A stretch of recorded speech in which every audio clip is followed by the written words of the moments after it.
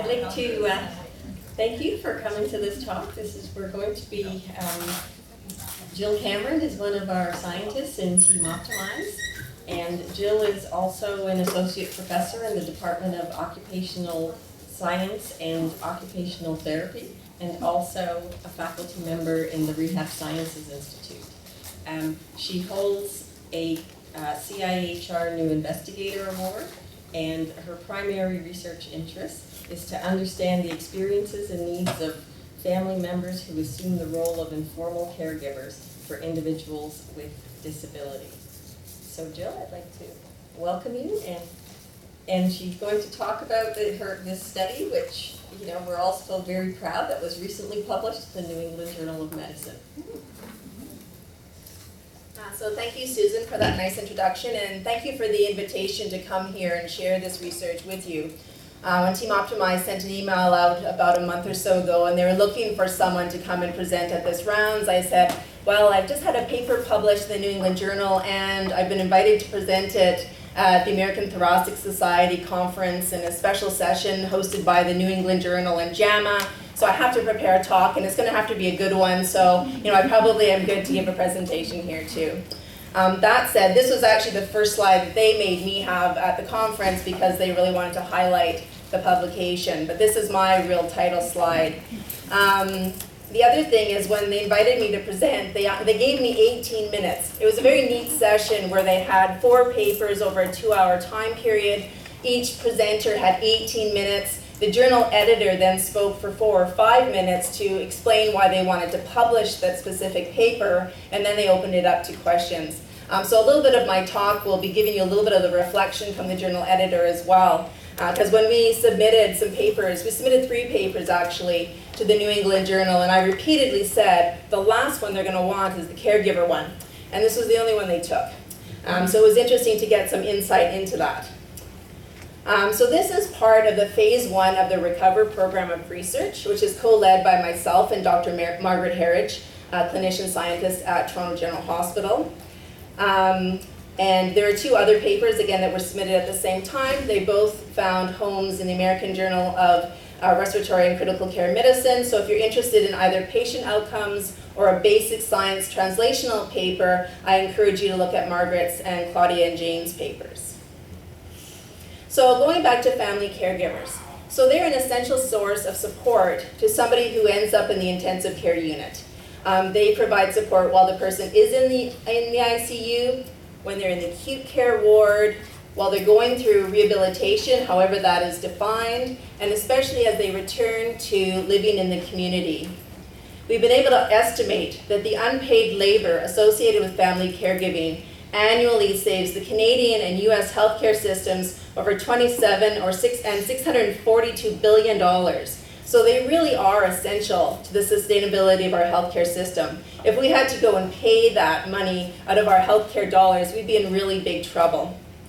But yet, it's still not standard clinical practice to prepare or care for these individuals who take on this vital caregiving role. So it's commonly experienced that caregivers have poor outcomes as a result of taking on this new and challenging situation. They often experience stress as a result of the caregiving they take on. In the literature, we've been able to demonstrate that caregiving has a negative impact on their quality of life, can result in things like post-traumatic stress disorder, emotional distress like depression, and burden. So there's many different ways that the caregiving role can impact the health and well-being of the caregiver. What we don't know is how the caregiving situation and caregiver outcomes change over time. We typically study caregivers at one time point, so we really don't understand their trajectory and how things are changing, right from the ICU back into the community, for example. We also don't know how patient, caregiver, and caregiving-related factors interact with each other to affect caregiver outcomes. Typically in the literature, we'll study one of these different groups at a time. For example, there's a lot of studies that have looked at the influence of patient outcomes on caregiver well-being, but none of them have really looked at the more comprehensive situation that caregivers find themselves in. So to try and understand this better, we started with the theoretical model developed by Leonard Perlin and colleagues. And this specifically was developed to understand the influence of stressful situations related to caregiving on caregiver health and well-being. So the outcomes that we were specifically interested in studying included depression, psychological well-being, and caregiver mental and physical health. The model is really nice because it really lays out all the different factors that could have an impact on caregiver health and health and well-being. So the contextual factors are those which really set the stage. So this is the situation in which a caregiving situation might occur. So it relates to the patient's or the caregiver's demographic characteristics, their pre-existing health, comorbidities, things like that. The primary stressors come about as a result of the illness, and in this situation of being admitted to an intensive care unit and staying there for an extended period of time. So as a result of this, caregivers are going to have to provide some level of assistance. And on the patient side, we have the impact of the illness and their treatment really on their walking abilities, their motor and cognitive functioning, their own experiences with depression or post-traumatic stress, and their mental and physical health. Now the secondary outcomes come about because of the caregiving situation they're placed in. And these include the impact that caregiving has on caregivers' ability to maintain participation in valued activities or caregiving impact. And we know in the literature quite consistently, if a caregiver can't do the things that are valuable to them, they're more likely to experience poor health outcomes. But not all of caregiving is bad. So we've also conceptualized, or Perlin and colleagues have conceptualized this idea of personal gain. So caregivers have the ability to gain as a result of providing care. They're learning about their abilities, their strengths, and things like that. There are also psychosocial resources which, when in place, can lessen the negative impact that caregiving can have on caregiver health outcomes. So mastery is one that we see quite consistently, and this is this idea that the extent to which caregivers have a sense of control over their situation, control over things that are happening around them. Social support is also an important factor. If they already have quite a good support network, they're less likely to experience poor health outcomes. I should say that because this presentation is really only about 20 minutes, if you have questions as I'm going along, please feel free to ask them. I can take questions at the end as well, but if you have them, go ahead and ask. All right, so this is the theoretical model that we use to really take this more comprehensive look at what the factors are that are influencing caregiver health outcomes. And again, these were the primary outcomes that we were interested in. So this led us to 3 specific objectives. The first one is to describe changes in caregiver health outcomes over time. The second one was to identify subgroups of caregivers with distinct health trajectories. And the third one was to identify, and this is really where the model comes in, so to identify patient, caregiver, and caregiving situational factors that influence caregiver health outcomes. We had one specific hypothesis, was that more severe patient disability at 7 days after ICU discharge and the follow-up year, and in caregivers, higher levels of care provided, more restriction in personal activities. I didn't do anything, I don't think. Less social support and mastery would be associated with worse caregiver mental and physical health. So this is a snapshot of our research design. We essentially had 2 parallel cohorts, one including ICU survivors and one including caregivers. So the ICU survivors were recruited into our study if they spent a minimum of 1 week in the ICU receiving mechanical ventilation. We then started assessing them at their 7-day post-ICU time point, where we assist them with the functional independence measure, the 6-minute walk test, and an evaluation of medical stability. Their assessments increased at the 3-month period and were consistent across the 6, 12, and 24 follow-up month periods, where we also added a pulmonary function test, the SF-36 as an indicator of quality of life, physical and mental quality of life, the Beck Depression Inventory, a measure of post-traumatic stress, and we also looked at costs and resources. So once we had a patient in the study, we then wanted to identify whether or not they had a family member who would be providing any types of care they might need when they returned back to the home situation. So these caregivers were recruited, and then they completed the same battery of measurement instruments at the 7-day, 3, 6, 12, and 24-month follow-up time points.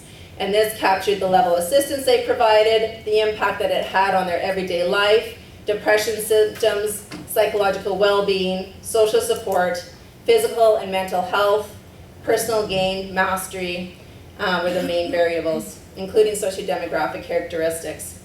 We also had included qualitative data collection on a subset of this sample to look at how their needs for support and their other needs and their experiences change over the recovery trajectory. And they followed the phases of the Timing It Right framework, which I developed in the context of the stroke population. Today, I will not be presenting any of the 24-month data or any of the qualitative data. I'm really just focusing on the 1-year follow-up. So the participants we defined family caregivers as family members or friends who were primarily responsible for providing or coordinating care after hospital discharge without financial compensation to patients who were discharged alive from the ICU and of course had met the criteria to be in the patient part of the study. They had to be able to speak English and they had to be adults. We used 2 forms of longitudinal data analysis in the context of this study. We used trajectory modeling, which is an advanced procedure that allows you to group caregivers by their pattern of change over time. So it's really quite an advanced method, and it's really quite neat. It's kind of like a longitudinal version of cluster analysis for anybody who knows about that. We used mixed effects modeling to test our hypothesis. And this is a multivariable version of a regression model, essentially, for data collected over time. So this was really what we used to test our primary hypothesis. So this is our consort diagram. We had 398 patients enrolled in the study.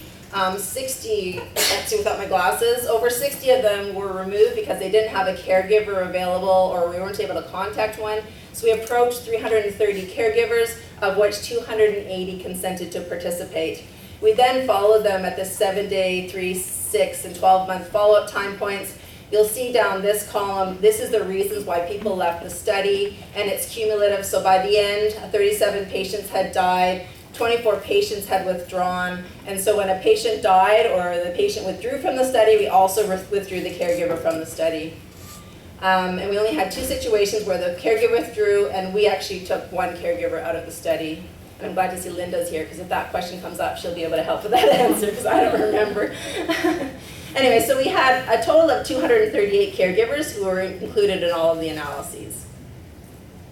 So these caregivers were typically about 53 years of age, 70% were female, 60% were caring for a spouse. They lived with them on a full-time basis in 69% of the cases. 83% were married. 51% had completed at least a post-secondary education. Their annual family income was over $70,000 for almost 40% of the sample. And interestingly, almost 60% were working for pay in addition to holding the caregiving responsibility. On the patient side, they were a little bit older, almost 56 years of age. 40% were female. These are all indicators of illness severity, which suggests that they were quite sick. The important things to note is the ICU length of stay. So they had to be in the ICU for a minimum of 7 days, but what you see is the average is 25. So it's really, 7 days is really a marker for illness severity and length of ICU stay. So they were in the ICU for quite a while. They also, even almost 40% or 38% were unable to walk at the 7-day assessment. So they were quite disabled at that time point. All right, I just want to walk you through the next figure. It's just a little bit more difficult, so I thought I'd have a slide to prepare you for that. The first part is that dark colors essentially indicate good outcomes. So when you look at the figures, if it's a dark color, it's a good situation. We used the Center for Epidemiological Studies depression scale, and when it was initially developed, a score over 15 suggested that that person would be at risk for clinical depression and would require further follow-up. More recent research suggests that a score above 21 has good sensitivity and specificity to be able to identify somebody with major depressive disorder. So we use both of those cutoff scores. We also use the population norm for our positive affect scale, which is a measure of psychological well-being. So scores less than 31 were lower than population norms. And for the SF-36, the mental health and physical health component scores less than 50 were lower than population norms. So what we see here, so this is the 7-day, 3, 6, and 12-month follow-up time periods. This is the CESD, the psychological well-being measure, the mental component score, and the physical component score of the SF-36. But what you see is quite high levels of depressive symptoms right at the 7 days, and it improves over time, but it's still not really great. You know, the percentage, this is quite a large percentage of individuals with high levels of depressive symptoms right up to 1 year post-ICU discharge. We see a similar pattern, but not exactly the same, in the positive affect scale, and a very similar pattern in the mental component score of the SF-36, suggesting the robustness of these findings. Somebody's talking, I hear voices. Should I be hearing voices? I hear somebody saying hello. I can literally hear somebody there. Yeah. We're okay? Okay, all right. And I also want to highlight the physical component score from the SF-36, because this is quite different. So if we remember that 50% score of less than 50 was better than population norms, or 50 is population norms, suggesting that these individuals are actually quite healthy on a physical standpoint. And I'm going to look at that in a little bit in a minute. Now, the results of our trajectory modeling are also interesting in that what this shows us is, again, when you group caregivers by their pattern of change over time, we got two distinct groups. I'll highlight the lower group first. So this suggests that in about almost 84% of our sample, they started with a moderately high level of depressive symptoms. Remember, a score above 21 was more likely to have major depressive disorder. A score above 15 is not good. So this shows is that they did start quite high, and they did have a tendency to improve over that 1 year follow-up period. But in this group of our sample, about 16% had persistently high levels of depressive symptoms. So they're a group that really suggests they're at risk, and they really probably need follow-up from a mental health perspective. So when we look at we didn't do any multivariable models on this outcome because the sample was small. But when we looked at the bivariable comparison, and looking specifically at baseline characteristics to see if we could identify why caregivers would be in that one persistent high group versus in the group that's improving, we didn't see any differences in the groups between, with respect to caregiver demographic characteristics, their living arrangements, any previous caregiving experiences. There is no patient socio-demographic characteristics that helped us to identify these people. It wasn't related to a patient's ICU length of stay, indicators of illness severity or comorbidity, their functional ability, or their ability to walk. None of these 7-day assessments helped us to identify which caregivers would be in which group. What we did learn is that the caregivers who were in that persistently high group, high levels of depressive symptoms, tended to have less mastery, statistically significant, had less mastery, less social support, were providing more assistance, and providing assistance had a larger impact on their everyday lives. So what this is starting to show us is some patterns are starting to emerge as to which caregivers are not going to do well in a caregiving situation. We then went on to our multivariable models with our longitudinal data. So I revisited the theoretical model because I thought it might be easier to interpret the findings. So what I've done here is if the variable is underlined, it's significant at p less than 0.1. So really that's not significant, but it's approaching significance. If it's underlined and bolded, it's significant at least at the p less than 0.05 level. So what this suggests, and these patterns were similar across our 3 indicators of mental health outcomes: depression, psychological well-being, and mental health. So what we learned is caregivers who were younger, whose caregiving situation had a larger impact on their everyday lives, were less able to gain personally as a result of their caregiving experiences, so they weren't getting anything out of it from their perspective. If they had less mastery and less social support, they did worse from a mental health perspective. And this is, again, using our longitudinal data. So it's starting to paint a bit of a picture. What's important to note here is that the primary stressor, so if you were to go and speak with an ICU clinician and ask them, what caregivers do you think need the most help? They would say, almost across the board, they would say the ones of the sickest patients. And these results suggest that that's not the case. Because we had indicators of illness severity, functional ability, depression, all of these things, and they were not the ones that were significantly associated with caregiver outcomes. So this is somewhat surprising. Now when we look at the physical health as an outcome. Again, I used the same approach. If it was underlined and bolded, they were significant at least at the p less than 0.05 level. And this suggests that caregivers are going to be in better physical health if they are younger, had a higher income, their caregiving had less of an impact on their everyday lives, and they had higher levels of mastery or control over life. These are the individuals who would have a better physical health over the 1-year follow-up period. And again, not really related to the primary stressors, approaching significance on the level of assistance they're providing, so you can't even say that because they're providing care, it's going to affect their physical health. This linkage isn't clear from this data.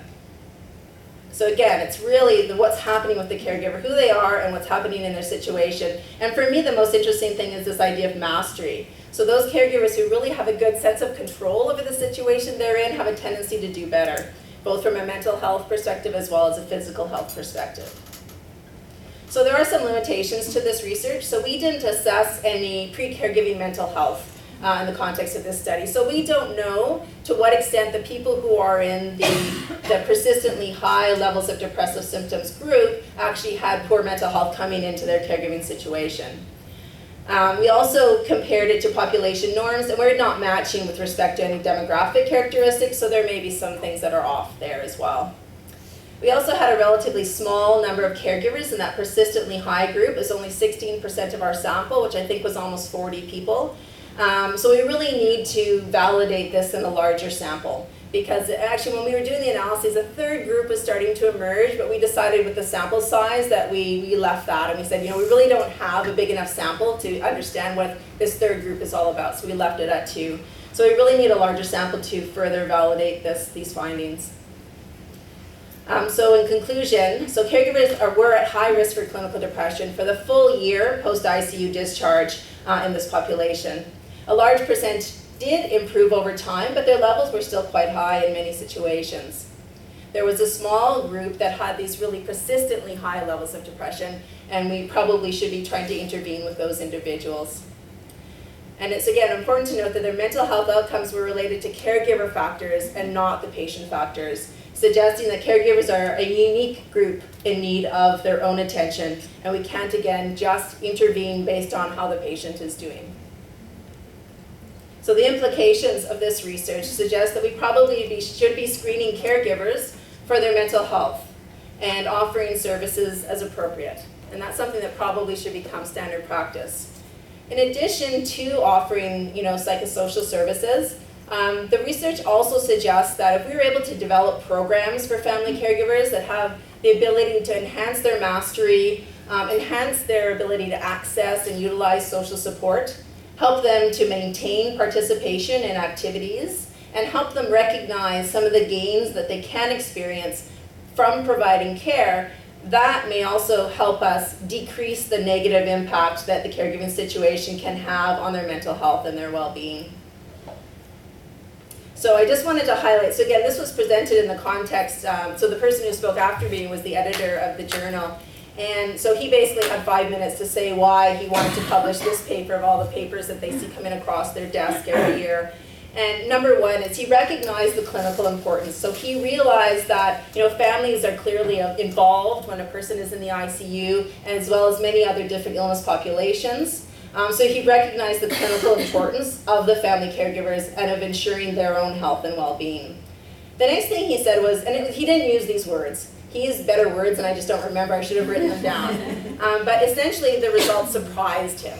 I think he said, something shocked him or totally threw up the world that he believed, something like that. But he really did not expect the caregiver well-being to not be related to patient well-being. He just thought they were automatically linked. And so because of that, he thought, well, this is an interesting paper. The final thing, and I think this just goes for any of the big journals, is that the PATE study has to be methodologically rigorous, and we did our best. And say, Linda is one of our research coordinators from back then, and so we worked very hard to keep track of all of our data, follow our participants. We had wonderful follow-up for the full year post-discharge. I worked with a biostatistician who's brilliant and able to really do the analyses in a very rigorous way. So because of those things, we were very fortunate to be able to publish in this journal. Lots of co-authors on this project, lots of doctors who provided patients and access to patients and contributed to the scientific and the clinical world that this research was conducted in. I have underlined, and probably should have underlined it and bolded, George Tomlinson, who was the biostatistician I worked with, because I was able to go to him and say, I want to do trajectory modeling, but I don't know how, and is it appropriate? And he was able to answer all my questions and able to make it happen. So it was wonderful to have the opportunity to work with him. Also, of course, have to thank all the research coordinators, because really we were able to do this study because of all the hard work that they put in, their attention to detail, following participants, and making sure they stay in the study. It really was the deal breaker for this project for sure. We had funding from CIHR, and we had funding, different types of funding all the way along the way, as well as donations to the foundation from a number of families who were affected. And that is all. So I'll leave this with you, and then I'm happy to answer any questions that might have come up. Now, for you, thanks, Jill. It's great validation for the work that we do at the other end. I have a question about personal gain. What kind of questions are asked? Like, what kind of personal gain can a caregiver get out of helping their loved one? Yeah, so it's actually, this measure has 4 questions on it, and I don't remember all of them. Oh, sorry, the question was about this idea of personal gain. What is it? What does it look like? And so in this situation, this questionnaire has 4 questions. And it has come from a lot of developmental work, and this is what they ended up with. And it really, caregivers have the ability to articulate, they've become more aware of their inner strengths. They're able to do things that they didn't know they could do now that they've been placed in this situation. And I think, and even if you think about some of the qualitative data, caregivers speak to this. And they'll say they were very proud of themselves because they were placed in this situation and they were able to manage and take it on. And some of them really rose to the occasion and said, this is a new life challenge for me and I'm up for it and this is what I want to do. So, yeah, thanks. So I'll go this way and I'll come to you, Susan. Yeah. Did any of the caregivers, did they have their depression treated at all during the study, or was that? Okay, so what we did, the question, I'm not very good at this. So the question was, did any of the caregivers receive treatment for their depression? So as part of the ethics process, actually, for both the patients and the caregivers, after they completed their measure of depressive symptoms, we scored it immediately when we received it. We looked for any caregivers who are at risk or any patients who are at risk for depression. So scoring above 15 on the CESD. We also used the Beck Depression Inventory. There's a suicide question on there. So we screened all of the participants. And then we referred them to psychiatric services within the hospital. We don't know, and this didn't happen across all sites. We tried, but I don't think it happened across all sites. But we also don't know the extent to which they engaged in the services that were offered to them, but they were offered. But that's a great question. Thank you. I have a question about mastery. Okay. And in terms of just expanding on what types of mastery. Was it mastering, like caring for the individual or some other skill? Okay, so the question was about mastery. What is it actually mastery of? And this is a general measure, so it's really just sense of control over their life period. It wasn't specific to caregiving. It wasn't something like caregiving competence, which I've seen in the literature, or self-efficacy or things like that. But it really was just their general sense of control over the situations that they've found themselves placed. And there's 7 questions on that. So yeah, Bonnie? Thank you. I thought that was really a wonderful study and it tells a fantastic story. And when you think of it, really the results should not be that surprising because they are the very risk factors for depression across the board. So when you look at people who are depressed at work, students who are depressed at school, the very same risk factors come into play, and those are lack of control and lack of social support.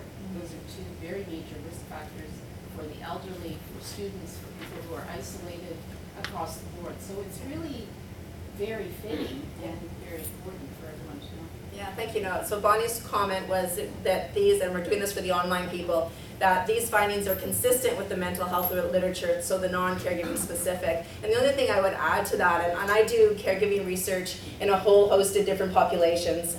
So I do ICU work, I've done a lot of stroke work, I've done dementia, I'm in a lot of different populations. And these findings, I was, the journal thought it was interesting and novel, and in my mind I'm thinking, well, no, it's not really.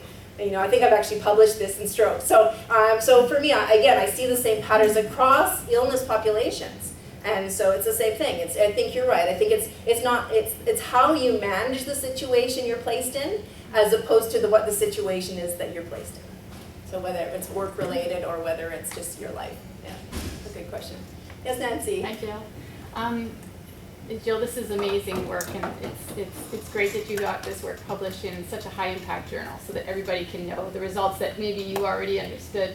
As somebody who's interested in methods, I was interested to know in terms of the strength of it being longitudinal data. So what kind of came to light more clearly because it was longitudinal than research that maybe you or others have done in the past that has been cross-sectional in nature? So many things. So I think two things. Well, anytime you do a multivariable analysis on longitudinal data, you're more confident in the findings because you're seeing relationships within individuals as opposed to across individuals. So that's kind of part one. Part two is that trajectory modeling is an emerging field. Only a few caregiver papers have actually used that statistical approach, and I think that's the wave of the future. I think we need to have these larger samples, these larger databases, and we need to do more trajectory modeling, because then we can really see, I firmly believe that there is a group of caregivers that we don't need to invest any resources in, because they're gonna do well no matter what situation you put them in. So if we're thinking about targeting scarce resources to those caregivers who need help, the trajectory modeling, I think, will be the method of analysis that'll help us identify who those caregivers are. So I think that to me was the most exciting piece. Thanks, Jill. Yeah. Great talk, Jill, and so fascinating. I wonder, I have two questions. One is, I'm wondering if you could speak a bit to your recruitment methods, because I find it so interesting that in the moment of crisis, people are still willing to participate in a study and to be followed up over that time. And then you also mentioned the qualitative interviews that you did, and I'm wondering what's happening with those and how you might be using them to augment some of the results that you have through more quantitative design. So the first question was about recruitment, and the second was about the qualitative data. So the recruitment was challenging. So essentially we have, these ICU, they have really well-structured research programs, and a lot of the ICUs in Ontario for sure. Across Canada, I think you're seeing it emerge, and they have clinical research coordinators working on a whole host of projects. So we provided them with essentially a sales pitch.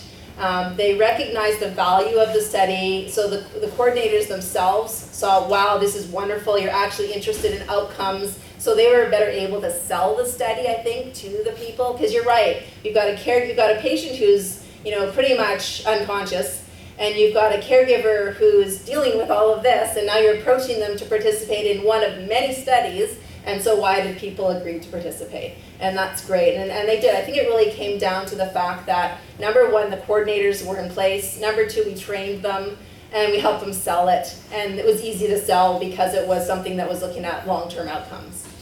The qualitative side of things, we have wonderful data. I really see two papers emerging. One is sort of the dealing with the situation, that first year, what's it look like, what's happening, what are the big issues.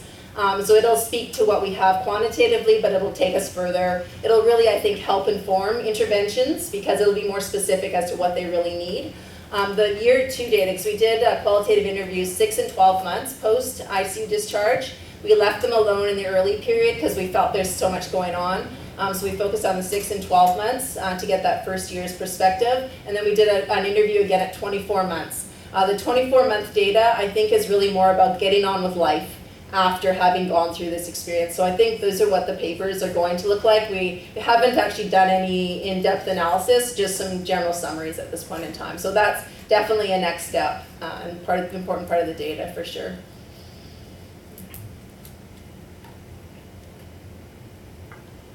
Any other questions? Any online questions?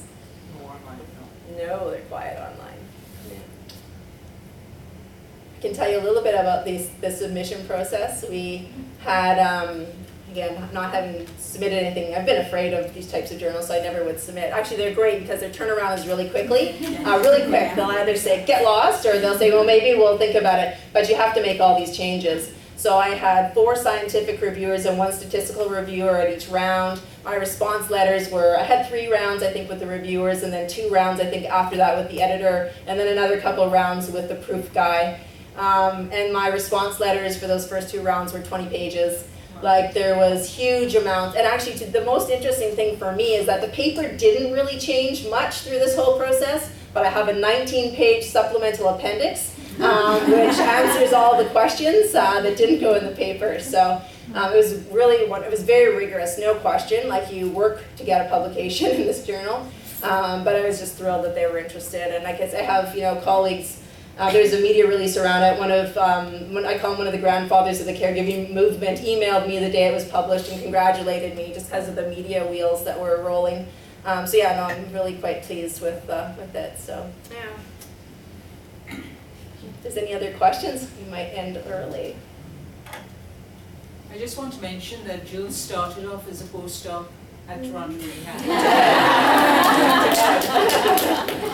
Yes, it was a good home for me actually. It was very interesting because as a PhD student, I was in women's health, working with a health services researcher and a psychiatrist, so I had a very psychosocial flair. I worked with some people during my postdoc, and everybody kept grouping me in rehab, and I'm not a clinician, I'm not an OT, I'm not a PT, I'm not, so I just kind of kept getting moved into rehab, and clearly it's a good fit for me, so yeah. So yeah, no, I did do my postdoc here. It was a good experience for sure. Oh, I'll say one more thing before we end, and I think my hesitation to publish in this journal, thinking that they aren't going to be interested in my work, was incorrect. And I think that rehab professionals and rehab researchers have a lot of opportunity to publish in these high-impact journals because our work is unique. And they don't see it, and our work can surprise them.